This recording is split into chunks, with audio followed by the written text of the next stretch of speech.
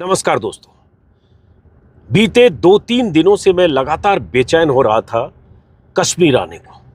जिस तरह की तस्वीरें कश्मीर से आ रही थी, जिस तरह से कश्मीरी आवाम आतंकी हमले की मुखालफत करते हुए, विरोध करते हुए अपनी आवाज़ें जिस तरह से बुलंद कर रहे थे, भावनात्मक तौर पर अपीलें कर रहे थे, वो तस्वीरें कश्मीर के अलग अलग इलाकों से, खास करके श्रीनगर और पहलगाम से बुजुर्गों की तस्वीरें, प्रदर्शनकारी, वो लोग जो आतंकियों की करतूत के खिलाफ खतरा मोल लेकर लगातार कह रहे थे कि जो हुआ गलत हुआ और कश्मीरियत का कत्ल हुआ, इंसानियत का कत्ल हुआ।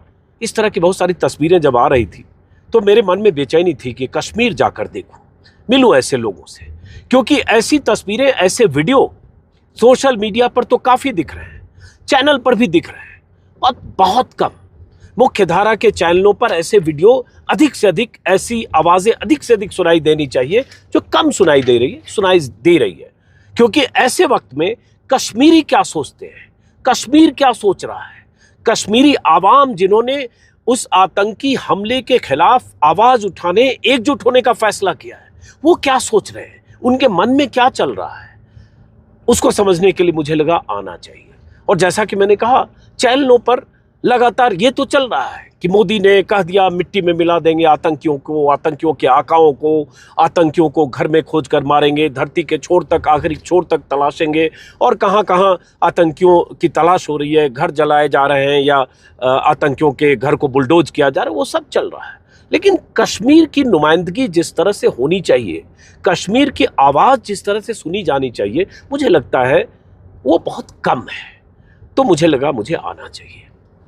तो मैं अलग अलग इलाकों में जाऊंगा। अभी श्रीनगर एयरपोर्ट पर उतरा हूं और मैं पहलगाम की तरफ जा रहा हूं, उसी पहलगाम की तरफ जहां 22 तारीख को आतंकियों की बर्बरता की तस्वीरें हमने देखी, और जिस बर्बरता की हरकत की वजह से या जिस दरिंदगी की वजह से 27 जाने गई। तो पहलगाम जाऊंगा, उससे पहले उन सड़कों से गुजर रहा हूं जिन सड़कों पर काफ़ी सन्नाटा है, आर्मी और सुरक्षा बलों की मुस्तैदी हर जगह है। लेकिन जब मैं यहाँ आ रहा था कश्मीर, तो जब मैं स्पाइस जेट से चला तो ये मौसम जो अभी अप्रैल ख़त्म हो रहा है, अगले मई जून में गर्मियों की छुट्टियाँ होती है, इस मौसम में कश्मीर की आने वाली ज़्यादातर फ़्लाइट फुल्ली बुकड होती है, होटल्स बुकड होते हैं। लेकिन आज स्पाइस जेट की फ़्लाइट में, जिस फ्लाइट से मैं आ रहा था, उसमें मैं और मेरी टीम समेत 20-22 लोग थे। पूरा विमान खाली था, लगभग एक भी उसमें टूरिस्ट नहीं था। वो 20-22 लोग थे, कश्मीरी थे, कोई दिल्ली से, कोई उत्तराखंड से, कोई कहीं और से। वो अपने घर लौट रहे थे परिवार के साथ। टूरिस्ट एक भी नहीं था। बाहर निकला, सैकड़ों गाड़ियाँ कश्मीर में, श्रीनगर में, पार्किंग स्टैंड में, एक भी टूरिस्ट नहीं। मतलब टूरिस्ट की आमद अचानक उस आतंकी घटना के बाद कमी है। तो पहलगाम जाकर जब लोगों से बात करेंगे, देखेंगे। लेकिन मैं कहना क्या चाहता हूँ, जो मैंने महसूस किया जब मैं फ़्लाइट में था, तो मेरी बगल की सीट पर 2 सीट के बाद एक सज्जन थे जिन्होंने मुझे पहचाना, और उसके बाद वो बात करने लगे। उन्होंने कुछ बातें की, मैं चाहता हूँ उनकी आवाज़, उनकी बातें आप सुनिए, और ये कश्मीरी कैसे सोच रहा है ये सुनिए और समझिए। और कुछ तस्वीरें भी मैं दिखाऊंगा जो वायरल तस्वीरें हैं, वायरल वीडियो है, जो अलग अलग माध्यम से, कुछ एबीपी न्यूज़ पर चला, कुछ और कहीं चला। तो जो कश्मीरी सज्जन मुझे मिले, जो प्रैक्टिसिंग डॉक्टर हैं, उत्तराखंड के एक प्राइवेट हॉस्पिटल में काम करते हैं, अनंतनाग के रहने वाले हैं। उनका नाम और चेहरा मैं नहीं दिखा सकता, नाम नहीं बता सकता, क्योंकि उसको लेकर वो थोड़े एप्रीहेंसिव भी थे, क्योंकि ऐसे वक्त में वो जो बात कह रहे हैं, वो चाह रहे हैं ऑन रिकॉर्ड में कहूँ, मैं कहीं नौकरी करता हूँ, उसका खामियाजा न भुगतना पड़े। क्योंकि बीते 2-3 दिनों से ये भी हुआ है कि अलग अलग जगहों से कश्मीरी छात्राओं को, स्टूडेंट्स को, उनके साथ बदसलूकी, धमकियाँ, चेतावनी, और उन्हें हॉस्टल छोड़ने की धमकियाँ मिली। उस पर कल के वीडियो में मैंने बात की। उसके बाद जो वो डॉक्टर साहब बता रहे थे, बहुत अहम बातें उन्होंने कही, एकदम दिल को छू जाने वाली, बहुत मार्मिक, बहुत इमोशनल। और कई बार हम दोनों बात कर रहे थे तो कभी वो भावुक हो रहे थे, कभी मैं भावुक हो रहा था। उन्होंने कहा कि कश्मीर में पहली बार कई सालों बाद, 10, 15, 20 सालों बाद, 25 सालों बाद ऐसा पहली बार हमने देखा, वो अपनी बात कर रहे थे, कि पूरी कश्मीरी आवाम जिस तरह से आतंकियों के खिलाफ, आतंकियों की करतूतों की निंदा करते हुए और भावनात्मक तौर पर उन सैलानियों के साथ जो हुआ उनके साथ खड़े हैं, और जिस तरह से आकर अपनी बात कह रहे हैं उन कश्मीरियों के लिए, या उनके हैंड होल्डिंग की जरूरत है ऐसे वक्त पर, क्योंकि वो निकलकर घर से आए हैं और वो कह रहे हैं कि जो हुआ गलत हुआ, मुल्क के साथ एकजुटता दिखा रहे हैं। और बहुत सालों बाद ऐसा वक्त आया कश्मीर में दिखने को मिल रहा है, सब एकजुट आवाज है उन आतंकियों के खिलाफ। उन्होंने कहा, डॉक्टर साहब ने, कि ऐसे वक्त में जब उन कश्मीरियों के साथ दिखना चाहिए, सरकार की तरफ से जो सत्ता के शीर्ष पर बैठे लोग हैं उनकी तरफ से अपीलें और उन कश्मीरियों के पक्ष में बातें होनी चाहिए, उन कश्मीरियों की जो पहल है, मुहिम है, उसको एप्रिशिएट किया जाना चाहिए, एक्नॉलेज किया जाना चाहिए। ऐसे वक्त में कहीं अगर कश्मीरी स्टूडेंट के साथ बदसलूकी हो रही है तो उसका असर हम पर हो रहा है या कश्मीर के लोगों पर हो रहा है, ये सोचना चाहिए। उन्होंने इमोशनल बातें कही कि सोचिए जरा कि ऐसे वक्त में कश्मीरी लोगों को अपनाने, अपना बनाने और उन्हें एहसास कराने कि आप हमारे हो और हम आपके साथ हैं, ये जताने की जरूरत है, बजाय इसके कि उन्हें ट्रेटर या ये पाकिस्तान परस्त है या आतंकवादी से इनका कनेक्शन है या मुसलमान है इसलिए उनको टारगेट किया जाना, या जिस तरह से सोशल मीडिया या बहुत बड़ा तबका करता है, ये कहीं न कहीं हम सबको हर्ट करता है। उन्होंने कहा कि मैं उत्तराखंड में रहता हूँ, प्रैक्टिस करता हूँ, और जब मैं पता चलता है कि देहरादून में कश्मीरी छात्रों के साथ बदसलूकी हो रही है या कोई ऐसा बोल रहे साले कश्मीरी है, ऐसे कुछ वीडियो आ जा रहे हैं अलग अलग जगह से, जब सोशल मीडिया में वो वीडियो देखता हूँ तो दिल छलनी हो जाता है, क्योंकि हम तो दुखी हैं, हम तो मातम मना रहे हैं उनके लिए, उन 26 सैलानियों के लिए जिनको उन कातिलों ने मार डाला। हम उनके लिए दुखी हैं, ऐसा लग रहा है हमारे बीच का कोई हमारा भाई मारा गया। और एक बात उन्होंने बहुत भावुक होकर कही, दरअसल ये कहते हुए उनकी आंखों में आंसू भी थे। उन्होंने कहा कि जिस ढंग से वहाँ हत्याएं हुई, जैसे मैंने सुना कि हिंदुओं को चुन चुन कर मारा गया या कहकर नाम पूछ कर मारा गया, हिंदू आइडेंटिटी के बाद मारा गया। अब जैसे कुछ लोग खबरों में कुछ ये भी आया कि पेन डाउन किया गया, पैंट खोलो, पैंट नीचे करो, पहचान करे, धार्मिक पहचान करके मारा गया। ये कहते हुए भावुक हुए। और उसके बाद उन्होंने कहा कि अगर मैं होता, कश्मीरी हूँ, और मैं अगर होता और मेरे सामने अगर कोई आतंकी ऐसे किसी हिंदू भाई को कहता या किसी को कहता कि तुम पैंट उतारो, और उसके बाद वो बंदूक तानता, राइफल तानता, तो शायद मैं गोली खा लेता, लेकिन मैं किसी को ऐसे इस आधार पर कि वो कपड़े उतार के उसकी पहचान करके उसको मार दे, मैं अपने सामने नहीं होने देता। और फिर उन्होंने कहा कि ये सोचने वाले अभी बहुत सारे, हजारों लोग इस तरह से सोच रहे हैं। ऐसे वीडियो बहुत सारे आ रहे हैं कश्मीर में, जो बहुत सारे बुजुर्ग इस तरह से भावुक होकर ऐसी बातें कर रहे हैं। तो उसमें उन्होंने कहा कि उसके बावजूद जब हम लोगों के खिलाफ सोशल मीडिया पर मुहिम चलती है तो हमारा दिल बहुत कचोटता है कि हम दुखी हैं पहले से। आप दुखी हमें करते हो, या हैंड होल्डिंग करने की बजाय आप हमें मुसलमान होने के खांचे में फिट करने की कोशिश करते हो, और या ये कहते हो कि मुस्लिम है तो ये उनके समर्थक ही होंगे, उनके सरपरस्त होंगे, जबकि ऐसा नहीं है। फिर वो जिक्र करने लगे उस घोड़े वाले का भी, आदिल शाह का, जिसकी हत्या आतंकियों ने कर दी, उसका भी जिक्र करने लगे, उसका वीडियो दिखाने लगे, उसके परिवार की जो वीडियो वायरल होता है उस वीडियो का जिक्र मैंने उसका पहले भी किया था, जो एक घोड़े वाला की जिसकी हत्या आतंकियों ने कर दी, क्योंकि वो आतंकियों की गोलीबारी का विरोध कर रहा था या बचाने की कोशिश कर रहा था। वो मुस्लिम था, वो चाहता तो बच सकता था, लेकिन वो विरोध किया और वो मारा गया, उसका भी जिक्र किया उन्होंने। उसके बाद उसी दौरान, बातचीत के दौरान, उन्होंने नजाकत का जिक्र किया।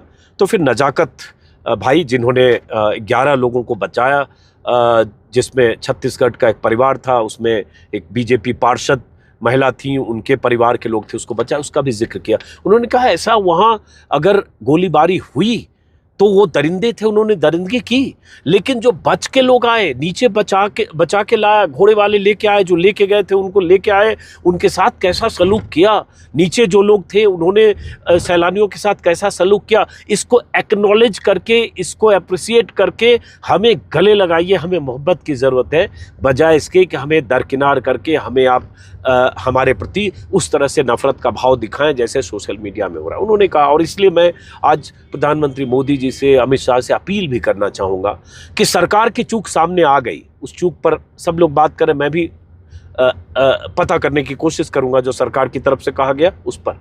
लेकिन सरकार की तरफ से भूमिका ये भी होनी चाहिए, हेड ऑफ द नेशन की तरफ से, स्टेट्समैन अगर हैं प्रधानमंत्री मोदी, कि ऐसे वक्त में कश्मीरियों की हैंड होल्डिंग करें, उनकी भावनाओं को समझें, वो कहें कि तुम हमारे हो, हम तुम्हारे हैं, और कश्मीर में आए, यहाँ के लोगों से मिलने की कोशिश करें, अमित शाह और इस तरह के उनकी तरफ से, सत्ता में बैठे लोगों की तरफ से ऐसे बयान आए जिससे हमें हौसला मिले, बजाय इसके कि ऐसा लग रहा है जैसे हमें मीडिया के जरिए हमें विलन बनाने की कोशिश हो रही है। बहुत सारे चैनलों पर ऐसी तस्वीरें चलने लगी, हम लोग बात कुछ और कर रहे हैं, बात किसी और तरह से जा रहे हैं और हमारी बातें उस तरह से नहीं आ रही, ये दुखी मन से वो कहने लगे। उसी समय नज़ाकत का जिक्र आया तो मैं वो ट्विटर और फेसबुक पर एक पोस्ट वायरल हो रही है, जो पूर्वा स्थापक नाम की बीजेपी की लीडर है, जिसके पूरे परिवार को नजाकत भाई ने बचाया। एक वीडियो भी छोटा सा है, कुछ सेकंड का वीडियो है, जिसमें नजाकत भाई घोड़े वाले दिख रहे हैं, छोटा सा बच्चा है इनका,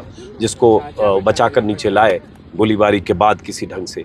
तो पूर्वा ने लिखा है फेसबुक पर, ये सुनिए गौर से, और इसलिए आपको कश्मीरियों की भावनाओं को समझना पड़ेगा। उन्होंने लिखा, नजाकत भाई, पता नहीं किस दिन लिखा, शायद 2 दिन पहले लिखा होगा। आज भी वो घटना से 5 मिनट पहले का ये वीडियो मेरे जहन में ठहरे है। 5 मिनट पहले का वीडियो है, जो स्क्रीन पर देख रहे हैं, जो गोलीबारी आतंकियों ने की 22 तारीख की दोपहर, जब आप मेरे बेटे के साथ खेल रहे थे, सब कुछ सामान्य था, फिर अचानक वो हमला, गोलियों की आवाज़, चीख पुकार, और उस खौफनाक मंजर के बीच सिर्फ एक चीज़ ठहरी, आपकी हिम्मत। आपने मेरे बेटे को सीने से लगाया, मेरे पति, पूजा भाभी और उसके बेटे को संभाला और हमें मौत के साए से बाहर निकाल लाए। आपकी आंखों में डर नहीं था, सिर्फ इंसानियत थी। अब कितनी बड़ी बात, एक्नॉलेजमेंट है। आप आभार भी तो व्यक्त करते हैं किसी के प्रति। वो पूर्वा ने लिखा, आप उस दिन हमारे लिए भगवान बनकर आए थे, आपने सिर्फ जान नहीं बचाई, हमारी पूरी दुनिया बचा ली। ये वो पूर्वा लिख रही हैं जो बीजेपी की सपोर्टर हैं, बीजेपी की पार्षद हैं, क्योंकि उन्होंने रियलाइज किया कि उनके लिए नजाकत, जो घोड़े वाले थे, नजाकत अली या जो भी उनका पूरा नाम था, वो फरिश्ते की तरह थे। उन्होंने लिखा, मैं ये कर्ज जिंदगी भर नहीं भूल सकती, आप हमेशा हमारी दुआओं में रहेंगे, आपकी हमेशा शुक्रगुजार, एक माँ, एक पत्नी, एक बहन।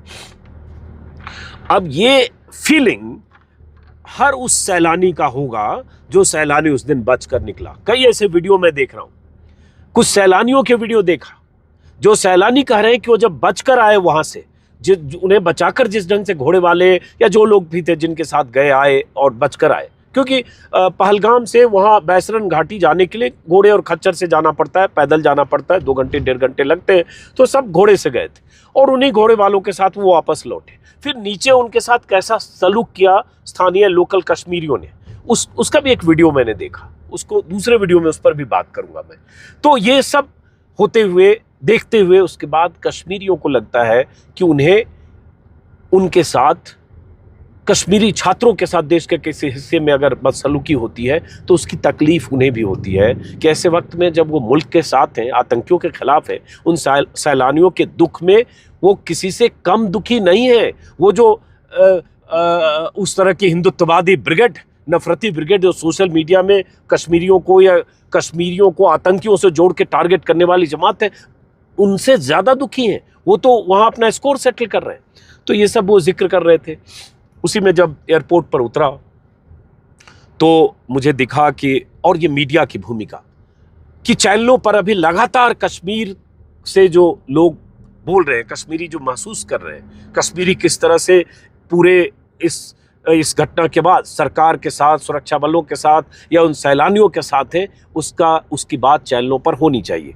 उसी में उतरा तो मुझे दिखा, इसको सुनिएगा गौर से, एक टूरिस्ट, एक कश्मीरी ने एक चिट्ठी लिखी है, जो चिट्ठी कश्मीर के एक अखबार में छपी है पहले पन्ने पर। हालांकि वीडियो लंबा हो रहा है, इसको मैं दूसरे वीडियो में बात करता हूँ।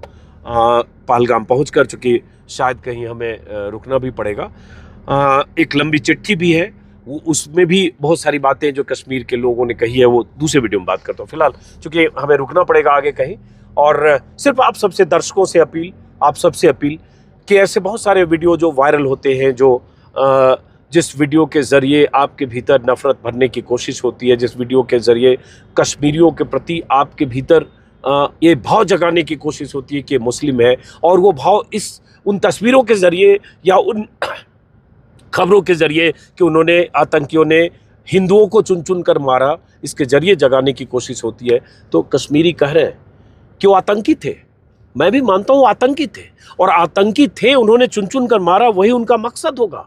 वो यही चाहते थे, वो यही चाहते थे कि वो चुन चुन कर मारे, धार्मिक पहचान के आधार पर मारे, यही बात पूरे देश में फैले, और इसी आधार पर हिंदू मुस्लिम में डिवाइड हो, देश में धार्मिक तनाव, धार्मिक उन्माद हो, यही उनका मकसद था।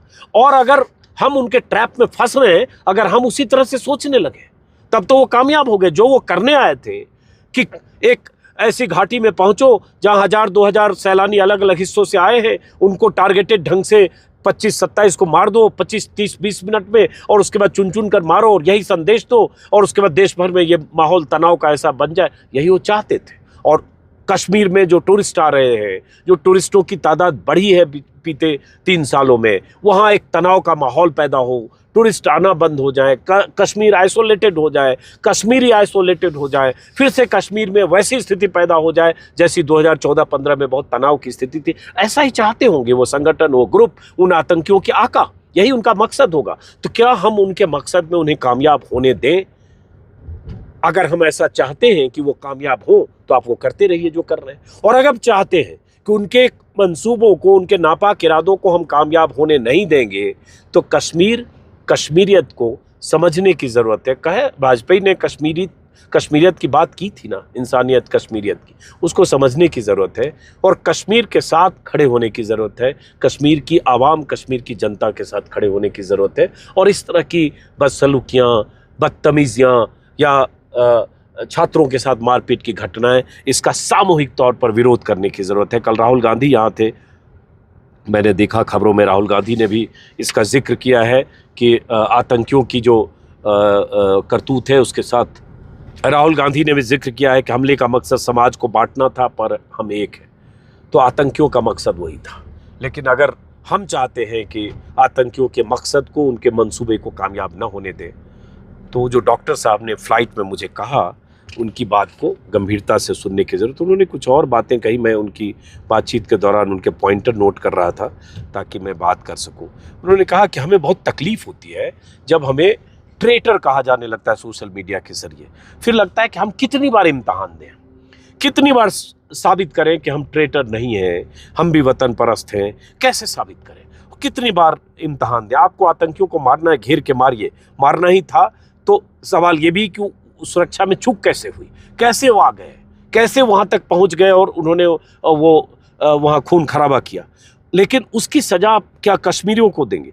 ये फिर वो कह रहे थे कि जो ताने दिए जाते हैं कई बार कश्मीरियों को, उसकी तकलीफ़ हमें भी होती है। पाकिस्तान ऐसे भी मौके की ताक में है, क्या आप उन्हें मौका देना चाहते हैं? उन्होंने ये भी कहा कि जब ये बात कही जाती है ना बार बार कि इनकी रोजी रोटी छिन गई कश्मीरियों की, इनका खाना पीना बंद हो गया, इनका दाना पीना बंद हो गया, इसलिए परेशान। सिर्फ बात ये नहीं है, कश्मीरी इसलिए परेशान दुखी है क्योंकि उनको लग रहा है, दिल से लग रहा है कि बहुत गलत हुआ, और उस गलत हरकत जो दरिंदगी है उसकी मुखालफत की ज़रूरत है, इसलिए साथ है। लेकिन उसके बाद भी उसको एक्सेप्ट करने की बजाय, दिल से उनकी बात को स्वीकार करके, उनको उनकी हैंड होल्डिंग करने के बजाय, उनके साथ आने के बजाय, हुक्मरानों की तरफ से भी अगर ऐसे बयान नहीं आते हैं तो फिर तकलीफ़ होती है। फ़िलहाल मैं आ गया हूँ पहलगाम में, एक जगह पहलगाम के रास्ते में पंपोर है शायद, और उसके बाद फिर दूसरे वीडियो में हम बात करेंगे। इसको ख़त्म करते हैं। जो कुछ पहलगाम में, श्रीनगर में देखूंगा दिखाता रहूँगा। नमस्कार।